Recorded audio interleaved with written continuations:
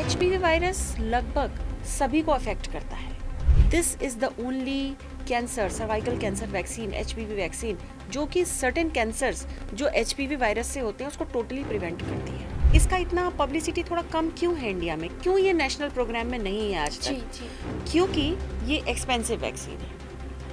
हम लोग तो गरीब देश हैं, we are still third world में हम लोग, कि आज हम लोग एक नारा देते हैं 2 टीके ज़िंदगी के, प्लीज़ अपने बच्चों को ज़रूर लगाइए। मैंने तो अभी बोला, अब किसी की शादी मतलब 30 साल में हुई है तो क्या वो वैक्सीन नहीं लगाएगा? दूसरा, वैक्सीन किसी चीज़ का ट्रीटमेंट नहीं है, ना ही वैक्सीन कोई बीमारी करती है। वैक्सीन सिर्फ आपको भविष्य में कैंसर होने से बचाती है, एक शील्ड के तौर पर शील्ड के तौर पर काम करती है। नमस्कार, खबर समय के इस पॉडकास्ट पर आप सभी का बहुत बहुत स्वागत है। आपके साथ मैं आनंदिता। आज के इस एपिसोड पर हम महिलाओं के सेहत से जुड़े हुए कई सारे विषयों पर बात करेंगे। और अगर बात करें महिलाओं के सेहत से जुड़े हुए विषय, तो प्रेगनेंसी तो एक बहुत ही आम बात है, साथ ही साथ पीरियड आना ये भी आम बात है। और आजकल अगर जो बात बहुत ज़्यादा चर्चा में है वो है सर्वाइकल कैंसर और एचपीवी वायरस। तो इन्हीं सब विषयों पर बात करने के लिए आज हमारे साथ मौजूद है डॉक्टर मोनिका अग्रवाल, डायरेक्टर मनोकामना हॉस्पिटल। और अगर उनके एक्सपीरियंसेस की बात करें तो 18 से भी ज़्यादा सालों से वो इस ये जो जर्नी है इसमें महिलाओं का साथ दे रही है। महिलाओं के सेहत से जुड़े हुए ढेरों सारी कन्फ्यूजन्स जो रहते हैं उनका जो सलूशन उनके पास है।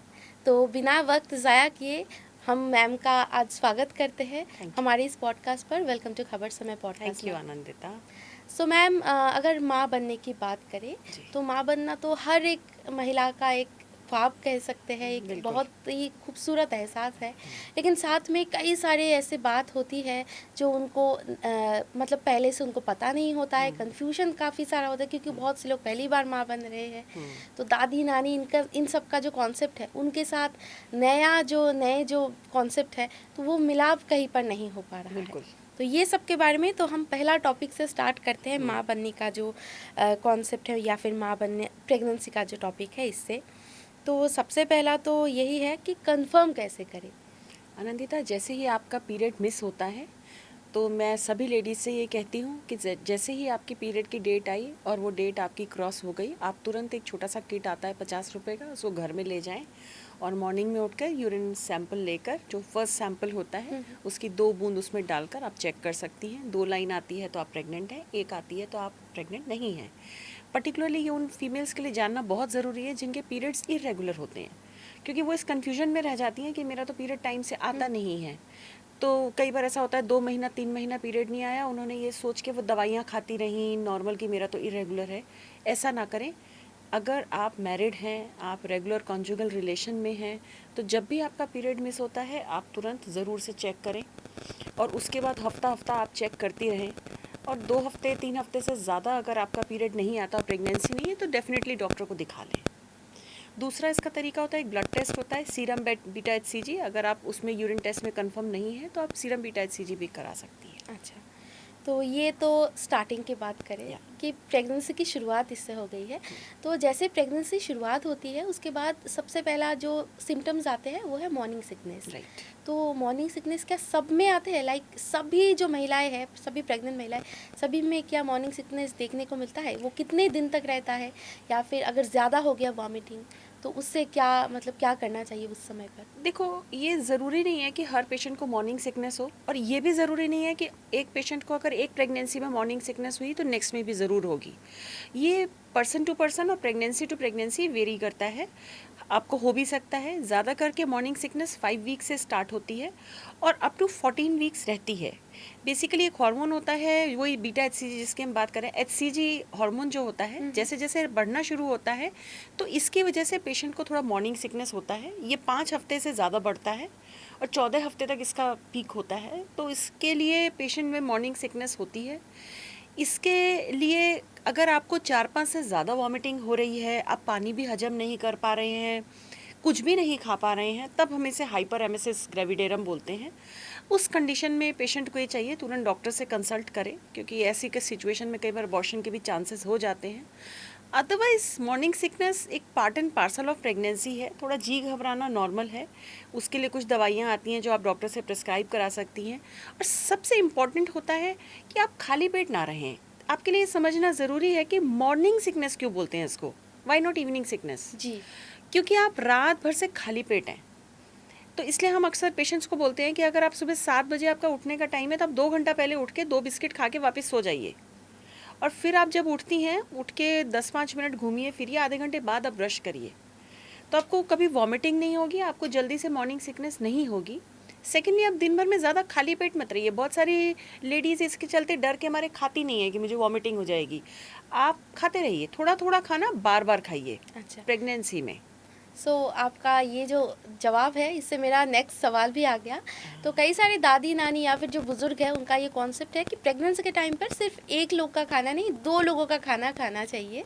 ये तो मिथ ये है। क्या, ये कॉन्सेप्ट किस तरीके का है? ये मिथ है, ये ऐसा बिल्कुल भी नहीं है। आपको कोई भी 2 आदमी का खाना नहीं खाना होता है। सिर्फ आपको 150 से 200 कैलोरी एक्स्ट्रा चाहिए होती है, जो अगर आपने 2 रोटी भी एक्स्ट्रा खाई तो वो कंप्लीट हो जाता है।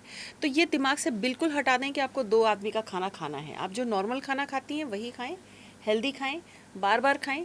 स्मॉल मील्स, स्मॉलर इंटरवल्स, छोटे छोटे अंतराल पर बार बार खाएं। अच्छा। सो अगर खाने की बात करें तो क्या-क्या खाना खाना चाहिए और क्या अवॉइड करना बेहतर रहेगा? देखो, खाना खाने में कोई स्पेसिफिक ये नहीं है, आपको जो पसंद है आप खाइए। आप ऑयली, स्पाइसी, फ्राइड फूड थोड़ा अवॉइड करिए।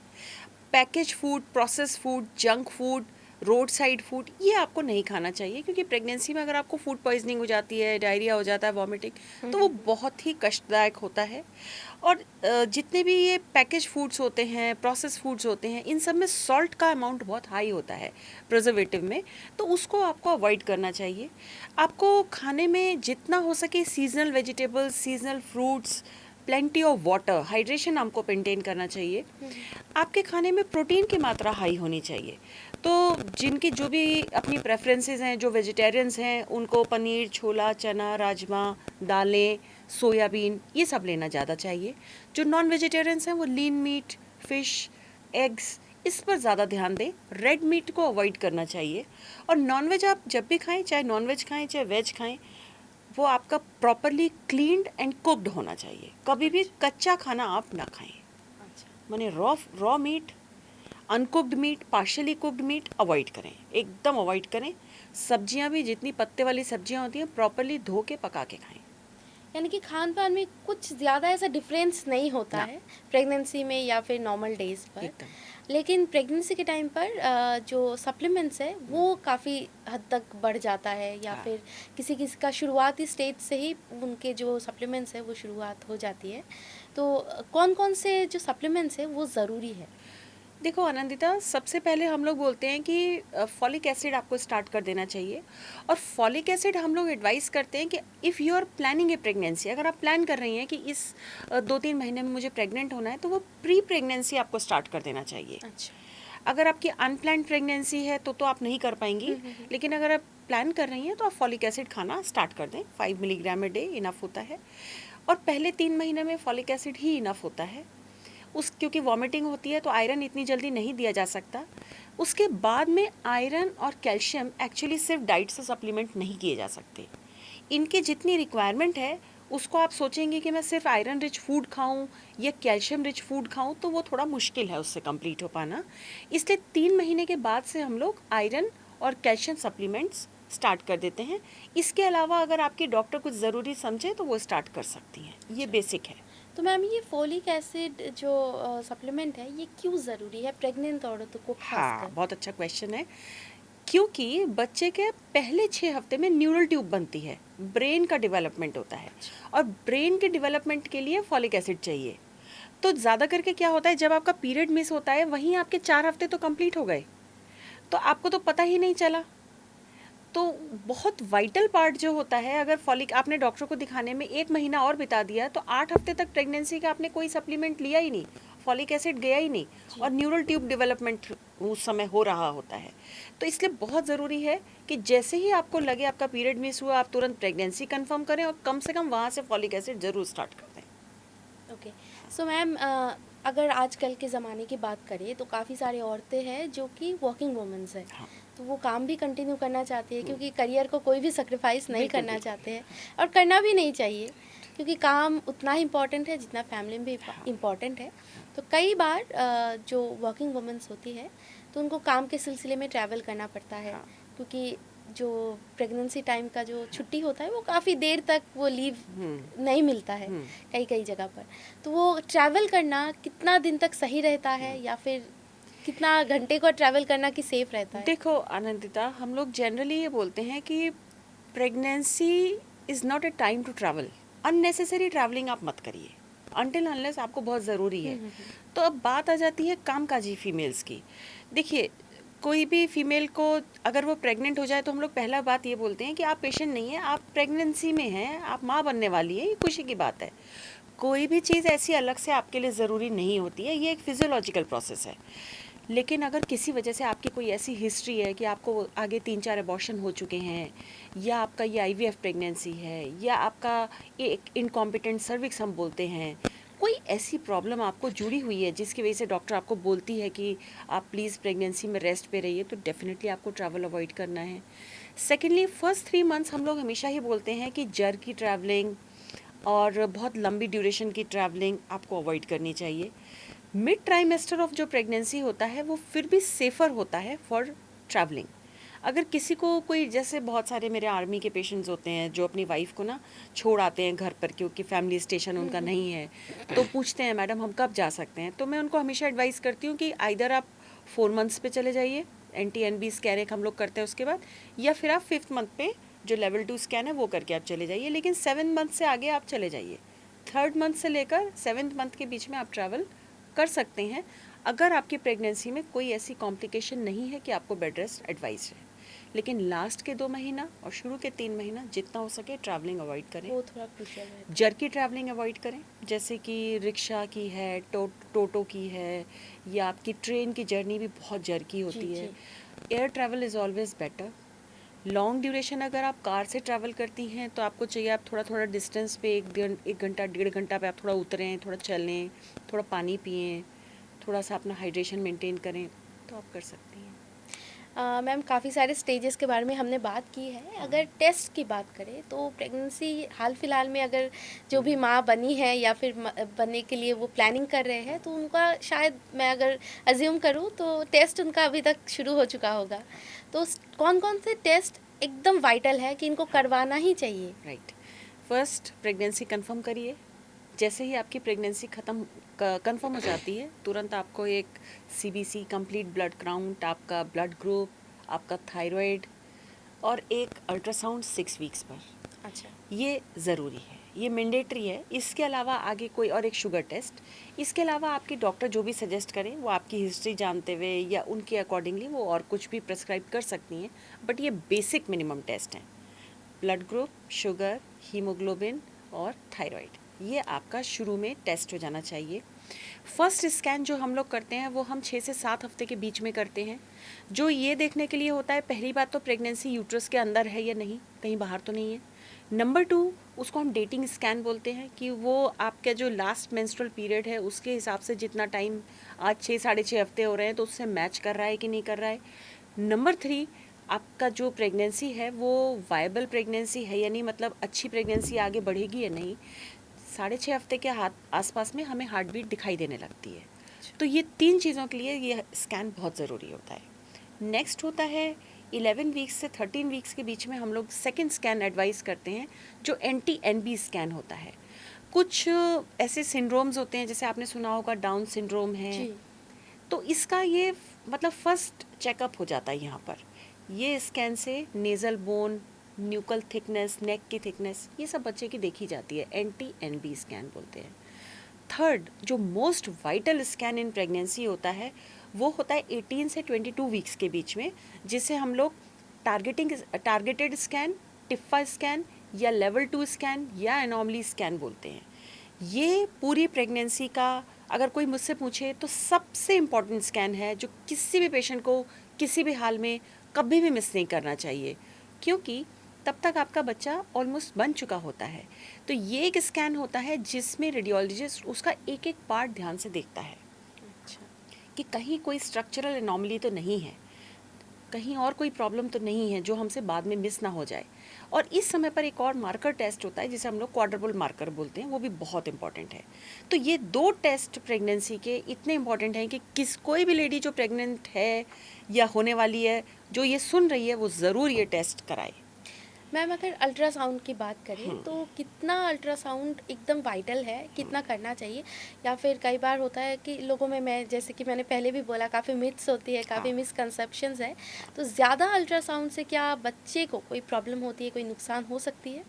देखो, जैसे मैंने बोला, फर्स्ट स्कैन 6.5 से 7 हफ्ते पर, सेकंड स्कैन 11 to 13 वीक्स पर, थर्ड स्कैन 18 से 22 वीक्स के बीच में, फोर्थ स्कैन एक हम लोग ग्रोथ स्कैन जिसको हम लोग बोलते हैं, वो 28 वीक्स पे हम लोग करते हैं, देखने के लिए कि बच्चे की ग्रोथ ठीक है या नहीं।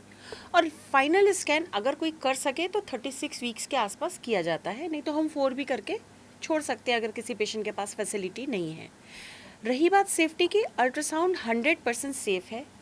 अगर हम इसको डेली भी करें तो भी इसमें कोई हार्म नहीं होता। Perfectly safe for patient as well as baby. Okay. So ma'am अभी हम आपके साथ एक गेम खेलेंगे, rapid fire game. Okay. Okay.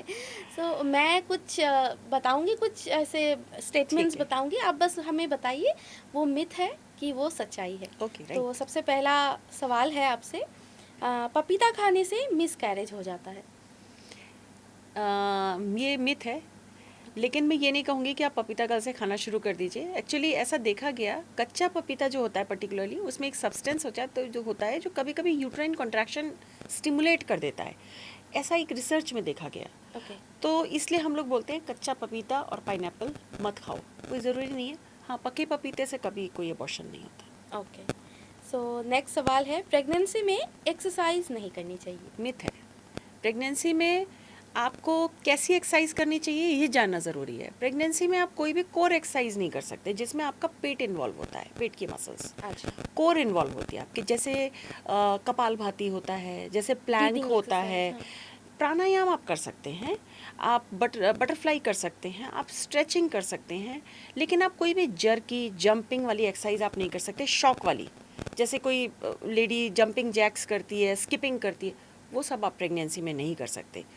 मतलब जहाँ भी जर्क लग रहा है। ओके। हाँ। सो नेक्स्ट सवाल है, सी सेक्शन सबसे आसान रास्ता है? इसमें हम ना जाएं तो अच्छा है। आसान तो कुछ भी नहीं है, ना जी। नॉर्मल डिलीवरी आसान है, ना माँ जी। बनना आसान है, और ना सिजेरियन आसान है। ये आपके डॉक्टर को डिसाइड करने दीजिए कि आपके लिए क्या तरीका बेहतर है, और आप इसमें अपने डॉक्टर के साथ मिल के अपना ये मोड ऑफ डिलीवरी डिसाइड कर सकती हैं। ये यहाँ पर कहना उचित नहीं होगा कि क्या तरीका आपको अपनाना चाहिए, जी। क्योंकि इसके लिए बहुत सारे फैक्टर ध्यान में रखने पड़ते हैं। तो ये पेशेंट और उसके डॉक्टर के बीच में वो लोग मिल के डिसाइड करें। ओके।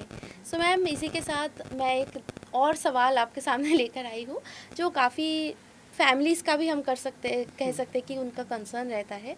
जो एपिड्यूरल दिया जाता है सी सेक्शन के टाइम पर, तो उसका पेन काफ़ी सीवियर होता है, और किसी किसी माँओं को काफ़ी लंबे हफ्तों तक उनको लगता है कि नहीं, मुझे वो जो एपिड्यूरल दिया गया था उसके लिए वजह से मेरे कमर में दर्द हो रहा है, मेरे पीठ में दर्द हो रहा है। बात तो तुम कह रही हो आनंदिता, ये मेरे से भी बहुत सारे पेशेंट आके बोलते हैं, बट ये साइकोलॉजिकल है। भूल जाइए, ऐसा कुछ नहीं होता है। इतने इंजेक्शंस हम लोग को कभी ना कभी लगते हैं। वैसे ही एक बहुत पतली सी सुई पीठ में दी जाती है। एपिड्यूरल इसलिए दिया जाता है कि जब बच्चा पेट में होता है तो हम लोग जनरल एनेस्थीसिया नहीं दे सकते। जो माँ को सुलाएगा वो बच्चे को भी सुला देगा, क्योंकि वो दवाएं प्लेसेंटा से पास होंगी, बच्चा डिप्रेस हो जाएगा। तो जब तक कि बहुत कोई सिवियर इमरजेंसी नहीं है, जहाँ की एकदम टाइम नहीं है हमारे पास स्पाइनल देने का, तब तक कभी भी जनरल एनेस्थीसिया सिजेरियन में नहीं दिया जाता है।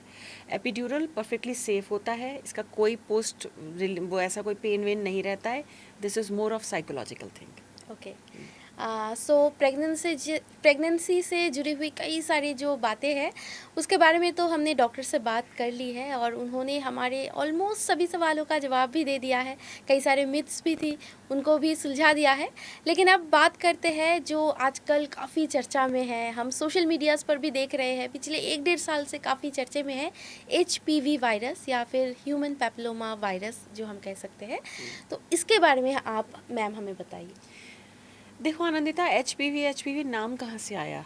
ये जब से कोरोना हुआ तब से लोगों को ये पता चला वायरस बोल के कुछ होता है। और फिर आई एचपीवी वायरस की बात, क्योंकि एचपीवी वैक्सीन की बात आई।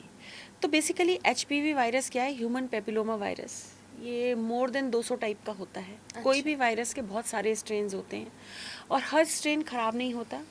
इसके कुछ स्ट्रेन्स होते हैं जो कि ख़तरनाक होते हैं, जिन्हें हम लोग डेडली स्ट्रेन्स बोलते हैं, जो कि हमारे अंदर अगर इन्फेक्शन करें और लॉन्ग टर्म तक वो इन्फेक्शन रहे तो सर्वाइकल कैंसर, एनल कैंसर और कुछ और जगह जहाँ जहाँ एचपीवी वायरस इफेक्ट करता है वहाँ वहाँ हो सकता है। तो अब सबको क्यों नहीं होता? किसी को होता है, किसी को नहीं। एचपीवी वायरस लगभग सभी को अफेक्ट करता है, लेकिन किसी किसी में वो वायरस जब बहुत लंबे समय तक रह जाता है, नॉर्मली हमारे बॉडी में इम्यूनिटी होती है जो वायरस को एक टाइम में ख़त्म कर देती है। तो मुझे भी हुआ, आपको भी हुआ, लेकिन वो वायरस से इन्फेक्शन हमसे क्योर हो गया। लेकिन किसी की इम्यूनिटी किसी वजह से लो है और उसको काफ़ी लंबे समय तक रह गया, तब इस वायरस के से कैंसर हो सकता है। तो अब इसकी एक वैक्सीन है। अच्छा। ये एक इकलौती वैक्सीन है, मैं सबको बोलना चाहती हूँ, जो किसी कैंसर के अगेंस्ट मौजूद है। आपको समझना चाहिए, दुनिया में कोई भी कैंसर नहीं है जो प्रिवेंटेबल है। हर कैंसर को हम लोग आपको यही समझाते हैं कि इसका ये सिम्टम है, आप इसको अर्ली स्टेज में पता लगाइए ताकि आपका ट्रीटमेंट हो सके। ब्रेस्ट कैंसर का हम एग्जामिनेशन सिखाते हैं, हम ये तो नहीं बोलते हैं ना ब्रेस्ट कैंसर की वैक्सीन आप लगा लीजिए, आपको कभी नहीं होगा। This is the only cancer, cervical cancer vaccine, HPV vaccine, जो कि सर्टेन कैंसर्स जो एचपीवी वायरस से होते हैं उसको टोटली प्रिवेंट करती है।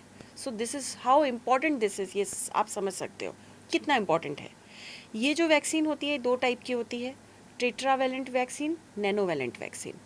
टेट्रा माने 4, जो 4 स्ट्रेन्स के अगेंस्ट है उसको हम टेट्रावैलेंट बोलते हैं। जो 9 स्ट्रेन्स के अगेंस्ट है उसको हम लोग नैनोवैलेंट बोलते हैं।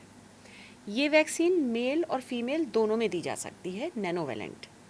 टेट्रावैलेंट जो होती है उसमें जो 4 स्ट्रेन्स हैं वो बेसिकली ज़्यादा करके फीमेल्स में ही कैंसर करते हैं। सर्वाइकल कैंसर क्या होता है ये आप जानते हैं? ज़्यादा आइडिया तो नहीं है। बच्चेदानी के मुंह को हम लोग कहते हैं सर्विक्स। बहुत लोग इसको नेक से कंफ्यूज करेंगे, सर्वाइकल एरिया, सर्वाइकल पेन नहीं। यहाँ जो हम लोग बात कर रहे हैं वो हम लोग बच्चेदानी, यूट्रस का जो नीचे का मुंह होता है उसको हम लोग सर्विक्स बोलते हैं। उस पर अगर कैंसर होता है तो वो 99% एचपीवी वायरस से ही होता है, उसकी वैक्सीन आती है। और फीमेल्स में टेट्रावैलेंट और नैनोवैलेंट दोनों काम करती हैं। मेल्स में वहाँ भी एचपीवी इन्फेक्शन होता है।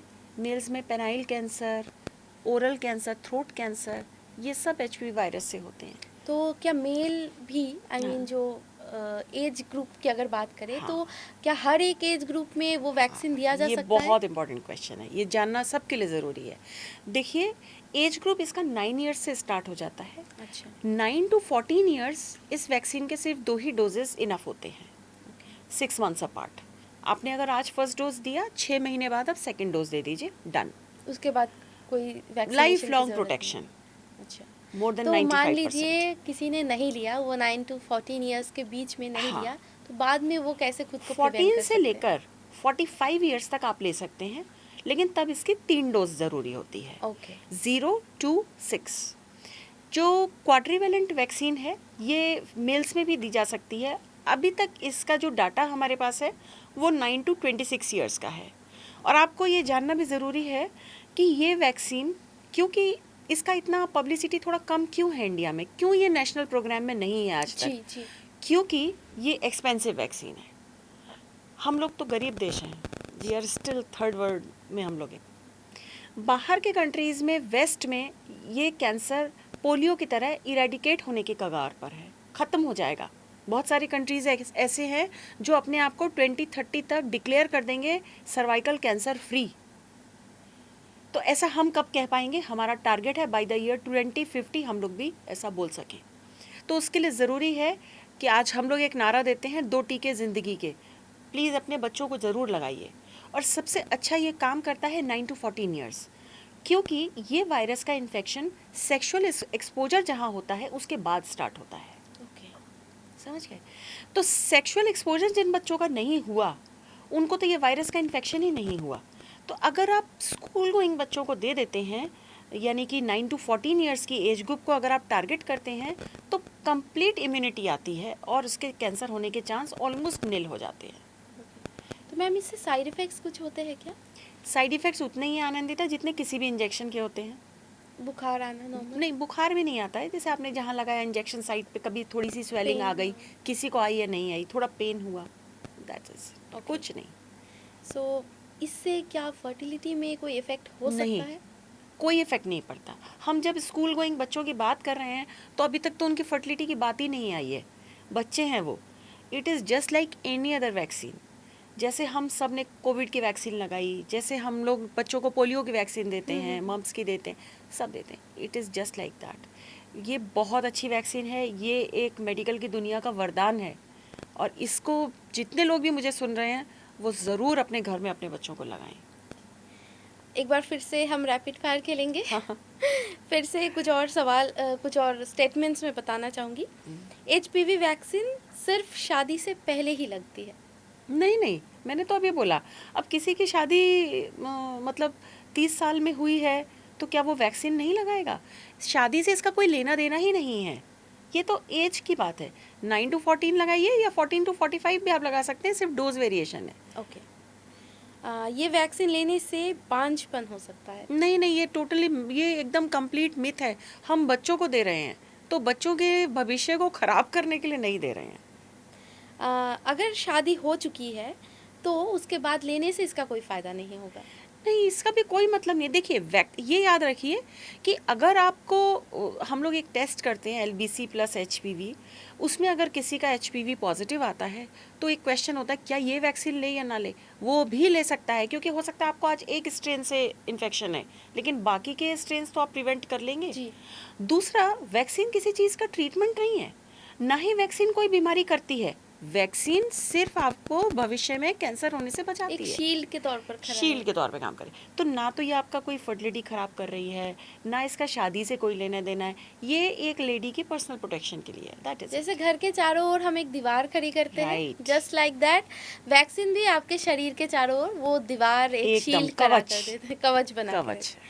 सो मैम एक और है सवाल, एक और स्टेटमेंट है, आपको बस मिथ और सच्चाई में थोड़ा हाँ। सा अंतर करना है।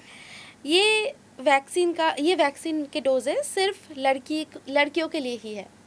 नहीं, मैंने अभी बताया कि 9 to 26 ईयर्स ओल्ड बॉयज़ भी ले सकते हैं, उनके अंदर नैनोवैलेंट वैक्सीन वर्क करती है, और 9 to 45 सब लड़कियां ले सकती हैं। Thank you so much doctor. आपने बहुत सारे सवालों के जवाब हमारे सामने रख दिए हैं, एकदम ऐसे कर सकते हैं खुली किताब की तरह आपने सब कुछ हमारे सामने साझा कर दिया है, और बहुत सुंदर गेम्स भी खेले हमने। सो मैम, आप कुछ कहना चाहेंगे जो भी व्यूअर्स इस वक्त हमारे इस वीडियो को, इस पॉडकास्ट को देख रही है, या फिर अभी जैसे कि ये महीना, मार्च का महीना, वुमेंस डे हम मनाते हैं, इंटरनेशनल वुमेंस डे, तो वुमेंस डे को सेलिब्रेट करने के लिए इस पूरे महीने को हम कई सारे छोटे मोटे ऐसे इवेंट्स करते रहते हैं, तो उसी को सेलिब्रेट करने के लिए आज का ये पॉडकास्ट हम करते हैं उन्हीं के नाम पर, तो उनके लिए आप कुछ कहना चाहेंगे? देखिए, प्रेगनेंसी के बारे में तो आनंदिता ने जो क्वेश्चंस पूछे मैंने उनका आंसर किया। बस याद रखिए कि प्रेग्नेंट अगर आप हैं तो आप माँ बनने वाली हैं, बहुत खुशी की बात है। इस पल को एंजॉय करिए, इस समय को एंजॉय करिए, घबराइए मत। हम लोग एज ऑब्स्टेट्रिशियन आपकी इस जर्नी में आपका साथ देते हैं। कहीं भी आपको प्रॉब्लम होती है तो हम साथ में हैं, जर्नी आपकी है। और फॉर सर्वाइकल कैंसर वैक्सीन, देखिए, मैं बोलती हूँ कि आपकी जो बेटी है, आप उसकी शादी का बजट थोड़ा सा घटा दीजिए। अगर आप उसको बढ़िया वैक्सीन भी लगाते हैं, नैनोवैलेंट भी, जिसका पर इंजेक्शन 11-11,500 का आता है, तो भी आपका टोटल मिला के 33-34 हज़ार रुपया लगता है। आप उसके बजट में से काट दीजिएगा, लेकिन 2 टीके ज़िंदगी के उसको ज़रूर लगवाइए। ये आपकी बच्ची के प्रोटेक्शन के लिए, इससे इम्पोर्टेंट और इससे अच्छा आप उसके लिए कुछ नहीं कर पाएंगे। Thank you so much. आपने काफ़ी सारी बातें हमारे सामने रखा है, आपने साझा की, काफ़ी सारे जो कन्फ्यूजन्स थे। आई होप इस वीडियो को देखने के बाद हमारे जो भी व्यूअर्स हैं, जो भी प्रेग्नेंट मॉम्स है, या फिर जो अपकमिंग डेज़ पर प्लानिंग कर रहे हैं फैमिली बनाने की, फैमिली बढ़ाने की, तो उनके जो कन्फ्यूजन्स है वो दूर हो चुके होंगे। और जो भी व्यूअर्स HPV वायरस या फिर सर्वाइकल कैंसर के बारे में थोड़े से डाउटफुल थे, ये क्या है एक्चुअल में उनको पता नहीं था, उनके अगर कुछ सवालों का जवाब आज मिला हो तो हम बहुत बहुत शुक्रगुजार हैं मैम की। और बाकी अगर कुछ भी अगर आपको जानकारी चाहिए तो मैम तो मनोकामना हॉस्पिटल में ही रहती ही है, आप उनसे कांटेक्ट कर सकते हैं। और बाकी के अपडेट्स के लिए आप हमारे साथ बने रहिए, देखते रहिए खबर समय, हर समय खबर समय। धन्यवाद।